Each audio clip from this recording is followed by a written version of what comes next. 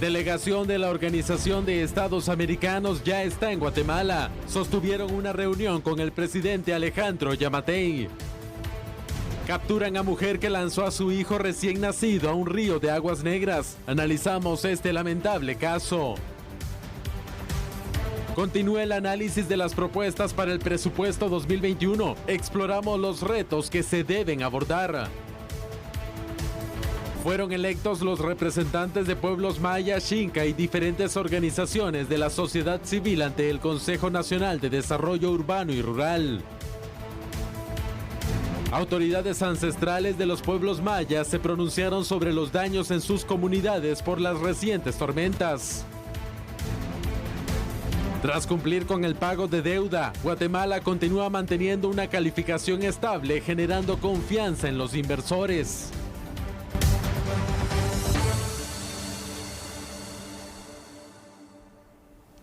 ¿Qué tal? Muy buenas noches, sea usted bienvenido a su programa. Es un gusto, como cada noche, acompañarles y trasladarles esos temas de la coyuntura nacional junto a Julio Talamonti. ¿Cómo estás, Julio? Buenas noches. Sandy, muy buena noche para ti y obviamente buena noche para todos ustedes que nos están viendo desde casa. Ya listos aquí, nos preparamos para el último fin de semana de noviembre 2020, pero no sin antes hacer los análisis de la coyuntura nacional aquí en A la Medida. Por supuesto, vamos a iniciar entonces con nuestro primer tema, porque ayer le adelantábamos acerca de esta misión de la OEA y, por cierto, hoy le ampliaremos un poco más acerca de cuál va a ser el trabajo y otros puntos también destacados acerca de este tema. Me parece bien. Veamos entonces de qué se trata.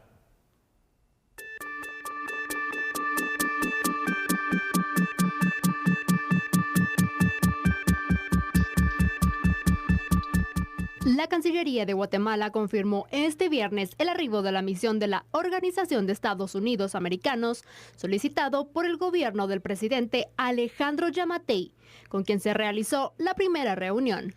La delegación la integran Carla Jones de la Secretaría de Asuntos Jurídicos, el señor Juan Pablo Pozo de la Secretaría de Fortalecimiento de la Democracia, y los acompañan el embajador Diego Paz, representante de la OEA en Guatemala. El pasado domingo 22 de noviembre, el gobierno de Guatemala invocó la Carta Democrática, basada en los artículos 17 y 18, tras los hechos violentos que se registraron en el centro de la ciudad, derivado de la aprobación del Presupuesto General de Ingresos y Egresos de la Nación para el 2021. Bueno, y ahí lo tiene usted. Definitivamente, entonces, ya la misión de lo que es la Organización de Estados Americanos está aquí en Guatemala. ¿Qué es lo que va a pasar? ¿Qué es lo que ha sucedido? Y al final de cuentas, ¿en qué terminará todo esto? Se lo vamos a decir. Pero, Sandy, si me permites, vamos a presentar unos datos acá. Adelante, con el apoyo, gracias, de nuestra producción. Usted los va a ver rápidamente en pantalla. Y empezaremos el análisis, porque tal y como se esperaba, hoy no solo arribó a Guatemala esta delegación de OEA, sino que también realizaron la primera entrevista, la cual celebraron con el presidente de la República. Siendo que el gobierno de Guatemala fue en su momento quien invocó a través de la Carta Democrática Interamericana la intervención de la OEA, la primera reunión, pues lógicamente fue entre ambas partes. Aparte del presidente de la República, por parte del gobierno guatemalteco, estaban presentes el ministro de Finanzas, de Relaciones Exteriores y de Gobernación. Es de esperar entonces que en los próximos días esta misión de OEA pueda reunirse con sectores organizados de la sociedad civil guatemalteca para poder recabar más información y después ya veremos cuál es el curso que toma esto dentro del seno de lo que es este conglomerado de países llamado Organización de Estados Americanos. Así es, Julio. Vemos entonces que ya está esta misión en nuestro país, va a empezar a recolectar información, ese era el proceso. Ayer nos adelantábamos un poco acerca del trabajo que se iba a realizar y entonces los primeros acercamientos que se van a tener, conocer las distintas partes y poder analizar también entonces qué fue lo que pasó y cuál sería la recomendación, porque me imagino también que van a hacer recomendaciones, Julio. Sí, al final de cuentas, este es un proceso que nosotros tenemos que entender, porque fíjate cómo es esto. Uno se pregunta, bueno, está aquí la misión, recaban información y qué es lo que va a pasar a futuro. Pues de una vez me parece muy oportuno para poder entender ese proceso, el hecho de poder pedir a nuestra extraordinaria producción de A la Medida que le coloque a usted en pantalla la siguiente información a efecto de que podamos dar una respuesta lógica y precisa a esto que nos estaba cuestionando muy bien Sandy Monroy. A ver, Sandy, es importante recordar qué es lo que va a pasar cuando termine, entre comillas, la misión de OEA aquí en nuestro país. Ellos van a realizar un análisis situacional de lo que vieron y encontraron en Guatemala. Este análisis va a ser presentado al secretario general de la Organización de Estados Americanos, Luis Almagro, quien después procederá a elaborar un informe, el cual a su vez presentará ante el Consejo Permanente de OEA, el cual deberá realizar una apreciación colectiva de la situación.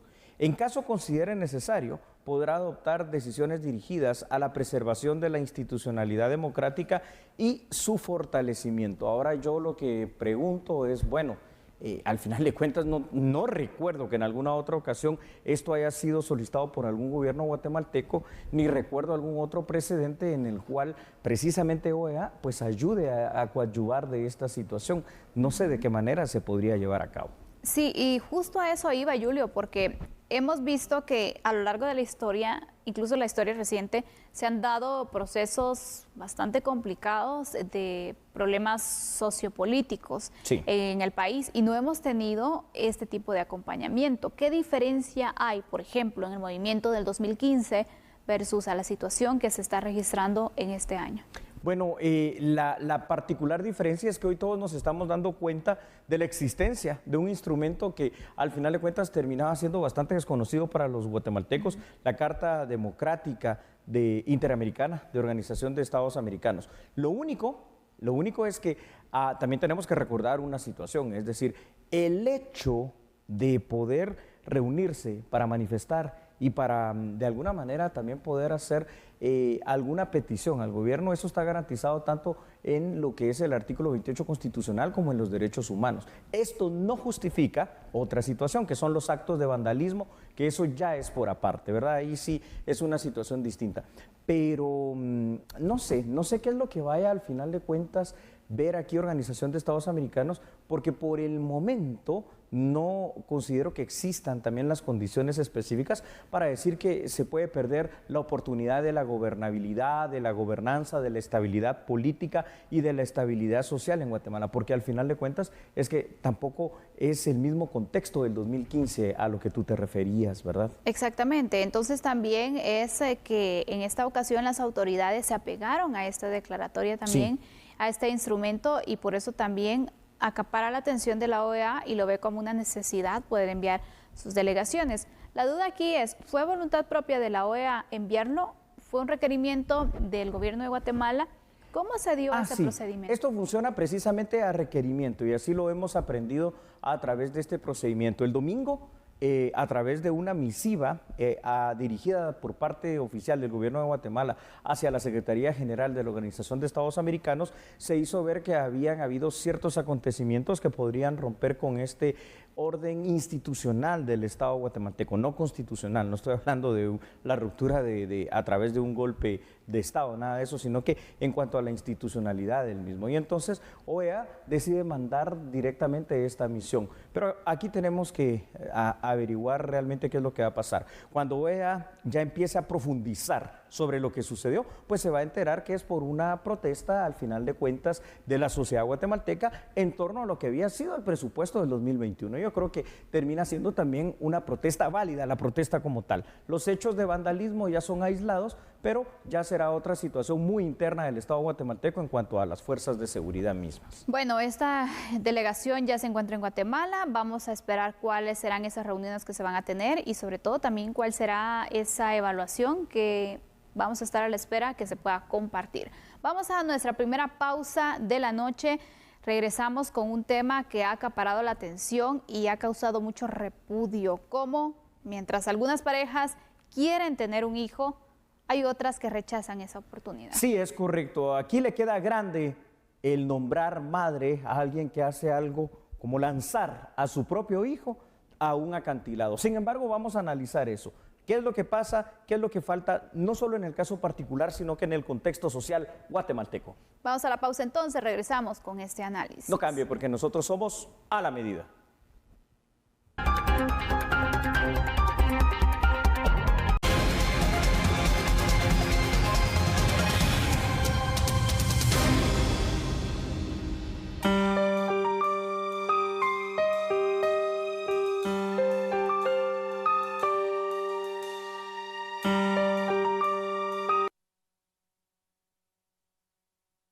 luego de hacerse viral un video captado por una cámara de seguridad en el que se ve a una mujer lanzando a su bebé a un río de aguas negras en Huehuetenango con tan solo 4 días de nacido.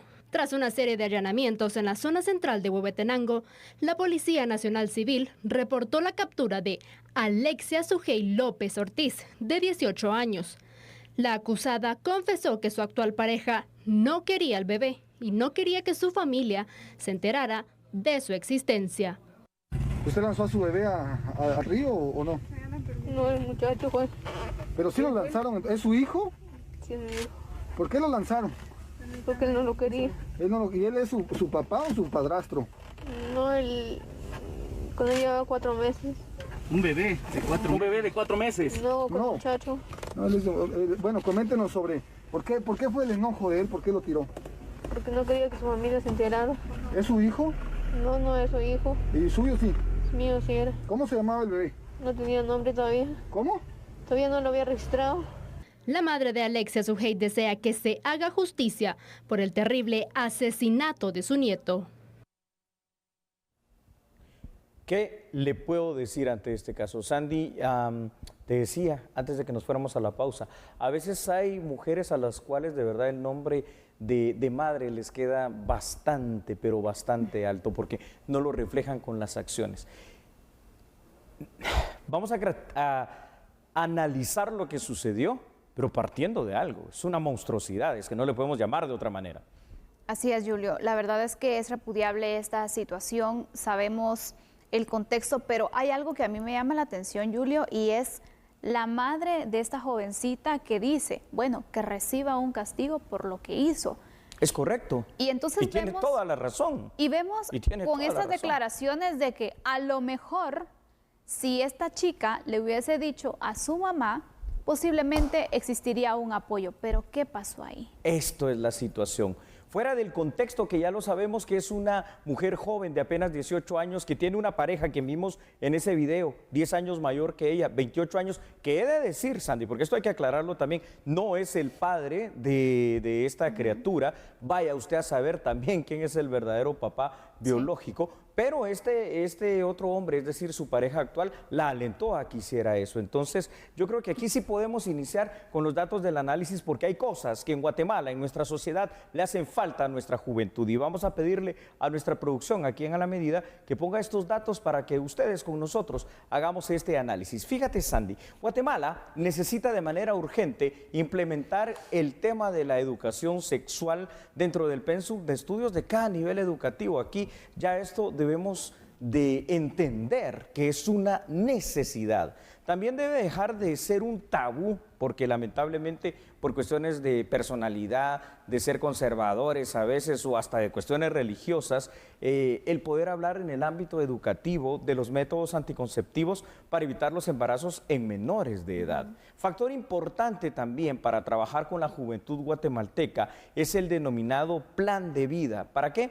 Para que puedan visualizar metas y objetivos bien determinados que deben alcanzar, pero que entiendan que un embarazo a tan temprana edad puede venir a romper ese plan de vida. La pobreza, la ignorancia, la desesperación son algunas, probablemente, Sandy, de las principales causas que generan hechos tan desalmados como las madres y padres que se deshacen de sus hijos, pero es que esto realmente cuando uno lo mira, aunque ya lo hemos analizado durante 3 o 4 situaciones distintas fuera de este momento que lo hacemos aquí en A la Medida, sigue siendo impactante. Un bebé de 4 días de nacido que no tiene la culpa, que no puede defenderse, que pierde la vida de esta manera. Yo no entiendo, tú me lo explicas, tú eres mujer, ¿cómo alguien que tiene 8 o 9 meses en su vientre a una criatura puede deshacerse de él de una manera tan fácil?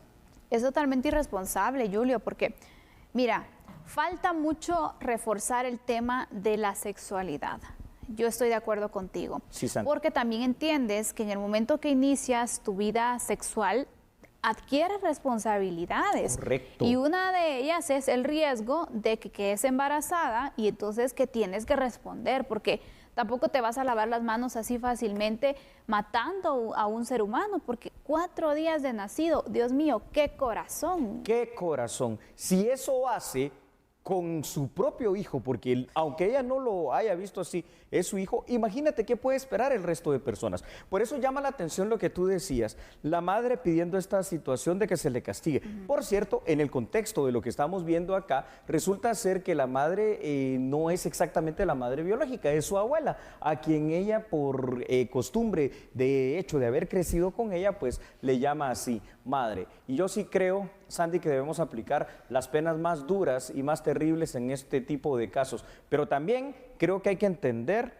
qué es lo que no estamos haciendo bien como Estado y como sociedad para evitar este tipo de situaciones. Ya que hablas de pena, Julio, yo quisiera que habláramos ahora de la situación legal de esta joven. Claro que sí, con mucho gusto, Sandy, esto es lo que le espera ahora. Vamos a ver los datos nuevamente, pedimos a nuestra producción ese apoyo, porque aquí hay delitos, ¿verdad?, que de pronto se pudieron haber tipificado. Fíjate que el primero de ellos, mientras vemos los datos acá, pudo haber sido el infanticidio. Muchísimas gracias. Y el infanticidio se hubiese referido a que se le hubiese dado muerto a un bebé que habiendo nacido vivo, tenía menos de 72 horas de vida, pero no, él ya tenía 4 días de vivo, por lo cual ya el infanticidio, que tiene una pena que va desde los 2 a los 10 años de privación de libertad, no se puede aplicar. En el caso específico, ahora sí, Sandy, de la joven que lanzó en Huehuetenango a su bebé de pocos días, 4 de hecho, el delito a tipificar se llama parricidio. ¿Y qué es el parricidio? La muerte, o sea, dar muerte a un familiar directo, en este caso de la línea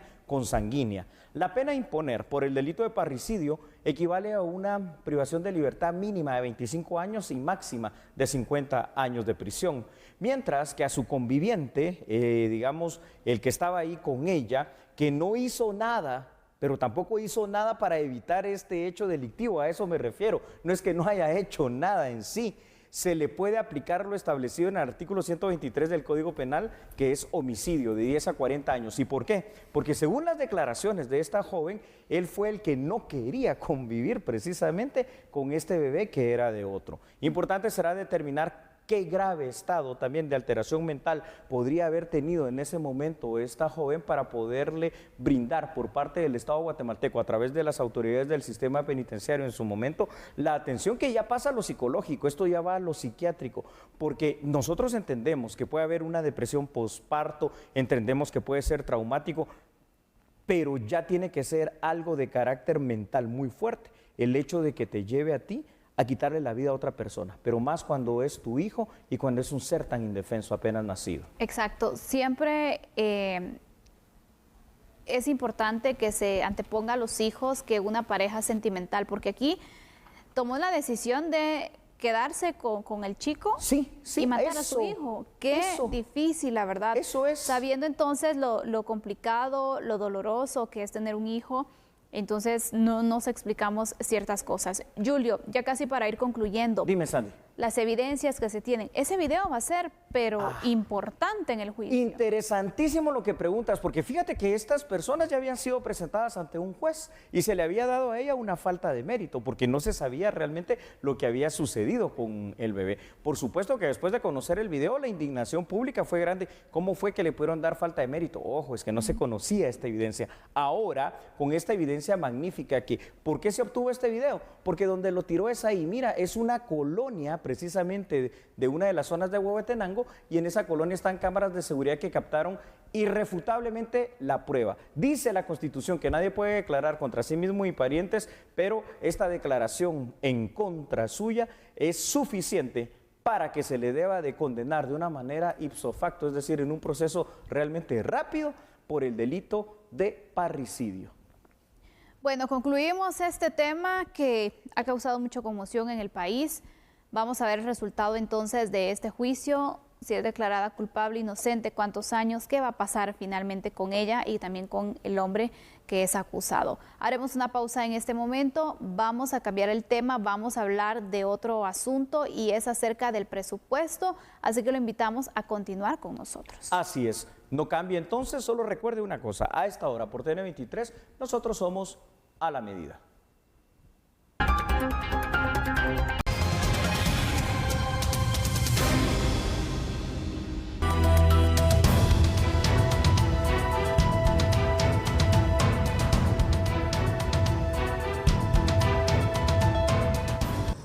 Las propuestas que se reunieron en las mesas de trabajo junto a las que se presenten por la sociedad civil hasta el 3 de diciembre serán consensuadas para presentar las enmiendas al presupuesto. Ya nosotros con esto procederíamos a incorporar el grupo de enmiendas que necesitamos, pues consensuadas con los diferentes sectores para que estas enmiendas sean entregadas la tercera semana de diciembre, si no entregadas, por lo menos tenerlas listas para poder entregarlas en el momento oportuno al Congreso de la República con el señor presidente y que de alguna forma pues comience su proceso de discusión en el Congreso para cabalmente tener un mejor presupuesto, un presupuesto más pequeño, con menor deuda, con menor déficit, que es lo que creo que todos estamos buscando.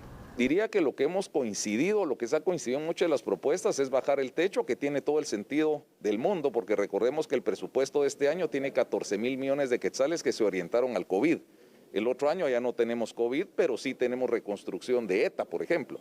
Entonces ese equilibrio realmente de poder reducir esta cantidad, poder destinar fondos a reactivación de una manera más transparente y más puntual a la reconstrucción. Recordemos que hay 108,000 familias que hay que darles alimento, hay que darles semilla, hay que recuperar sus cultivos, hay que ayudarlos a que reconstruyan sus casas. Asimismo, la SAT presentará su propuesta técnica de recaudación y se contempla que la próxima semana se definen las personas que integrarán la comisión de verificación del presupuesto. Bueno, y entonces ahí tiene usted el tema. Retos para un nuevo presupuesto 2021. Vamos con esta parte de análisis investigativo a través de datos que le vamos a presentar e iniciaremos entonces con el análisis del mismo. La reestructuración del presupuesto nacional, Sandy, es una necesidad y es una necesidad imperativa, es decir, esto debe cambiar sí o sí.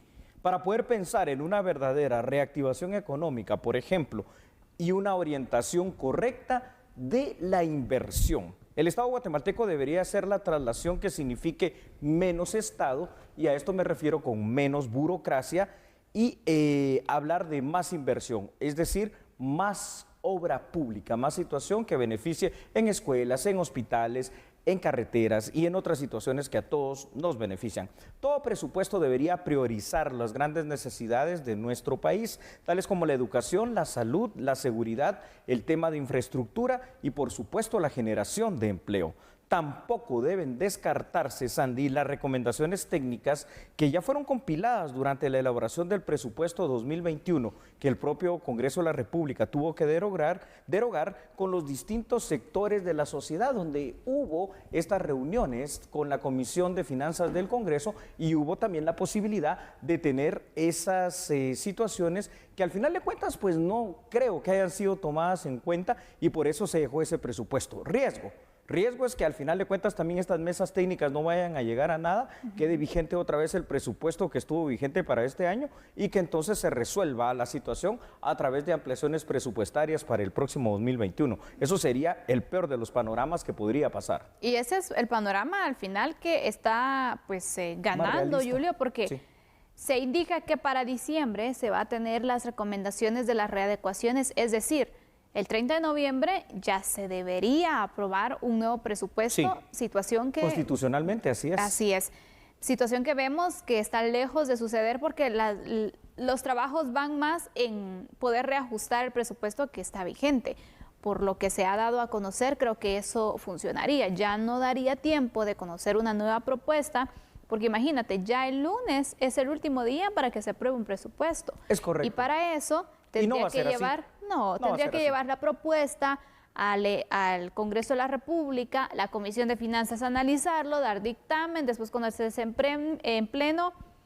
Yo creo que eso no va a pasar. No va a pasar. Entonces la pregunta es, ¿qué hago? ¿Continúo con la discusión de las mesas técnicas tratando de compilar este tipo de recomendaciones, aunque pase el 30 de noviembre y después se presenta otro proyecto de presupuesto que se apruebe nuevamente por el Pleno? Se puede hacer. La cuestión es, ¿sería un presupuesto legal? Porque ya pasó un plazo y es un plazo constitucional. Aquí es donde vemos también cómo es de anacrónico al final de cuentas todo ese proceso burocrático dentro del Estado guatemalteco. Y por eso cuando hemos hablado de que urgen ciertas reformas al Estado, aparte de las reformas legales, urge otra reforma, y esa reforma se llama modernización del Estado de Guatemala. Y esto quiere decir que si ya la Constitución me dice cuáles son los 6 deberes del Estado, ese es mi camino. Y mi camino también debe ir orientado a que cuando llegue alguien a dirigir un ministerio, una secretaría, una institución, debe velar porque el presupuesto no se vaya en los gastos de funcionamiento a través de tanto personal que a veces, pues no sé si todo sea necesario, a través de tantas asesorías y otras situaciones, y beneficiar a la población guatemalteca como debería de ser con un presupuesto con la obra. Si es salud, más hospitales, más medicina, más médicos, más situaciones preventivas, y si es seguridad, pues más policías y más de todo lo que se necesite. Allí está el secreto. Así es. Sin duda alguna, Julio, es un análisis que se debe realizar para evaluar la necesidad de tener tantos puestos y lo necesario, porque recordemos que no todas las instituciones se dedican a la inversión. Es decir, hay algunas donde prestar un servicio es su función y por lo tanto necesitan el personal. Hay otras que pues necesitan la inversión en obras, en distintos proyectos, donde eso es lo que se tiene que priorizar. Por ahí debe ir un poco el análisis también. Y otro de los puntos que se está priorizando en esta reformulación del presupuesto o readecuaciones para verificar si el otro año, que probablemente eso va a pasar, se solicita una ampliación presupuestaria en el Congreso, es también tratar de bajar la deuda pública. Y quisiera que nos mostraras unos datos. Claro que sí, vamos a mostrar unos datos que están orientados con esta temática a efecto de poder terminar el análisis. Y lo que quiero decir básicamente es esto. El apoyo al sector más productivo de Guatemala, que son las MIPYMES, debe traducirse en el presupuesto a través de líneas de financiamiento, por ejemplo, del crédito hipotecario nacional para este propósito, reflejado a través de créditos blancos, y ahí sí reactivar la economía.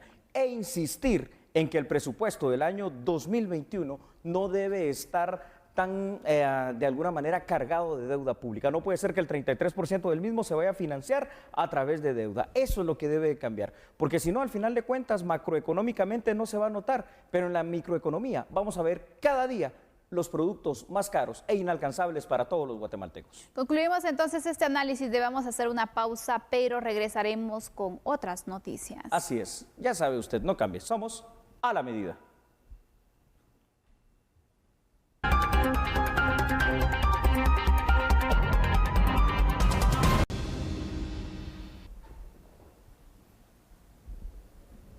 Muchas gracias por continuar en sintonía de A la Medida.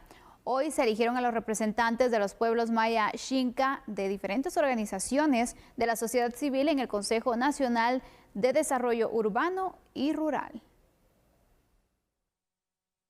Los titulares y suplentes de instituciones o sectores no gubernamentales ante el Consejo de Desarrollo Urbano y Rural, CONADUR, para el periodo 2020-2022 fueron elegidos este viernes y participarán en reuniones del mismo y podrán integrar las comisiones de trabajo que ya están conformadas. Pues ahora lo que queda es de que en el próximo CONADUR, que aún no tenemos determinada la fecha, pues ahí se les tome juramento y que ya queden debidamente acreditados a nivel nacional.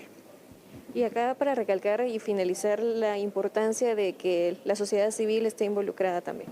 Sí, por supuesto. Mire, nuevamente el modelo del Consejo Nacional de Consejos de Desarrollo, pues es un modelo que de hecho hay algunos países en Latinoamérica que nos han pedido la asesoría para poder replicarlo en sus países.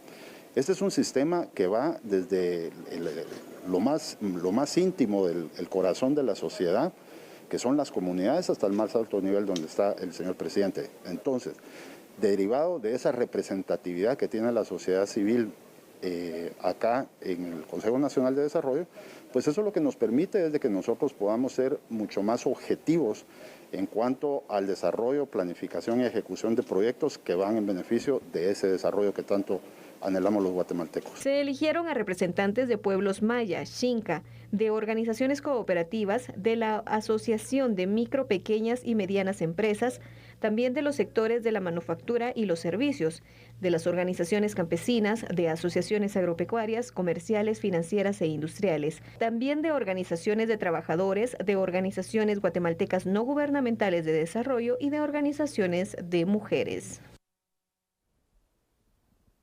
Autoridades ancestrales de nuestros pueblos originarios se pronunciaron en esta jornada sobre los daños ocasionados en sus comunidades por las recientes tormentas tropicales que azotaron el país, tanto ETA como Iota. Y sobre el particular tenemos esta información aquí en A la Medida. Véala, por favor.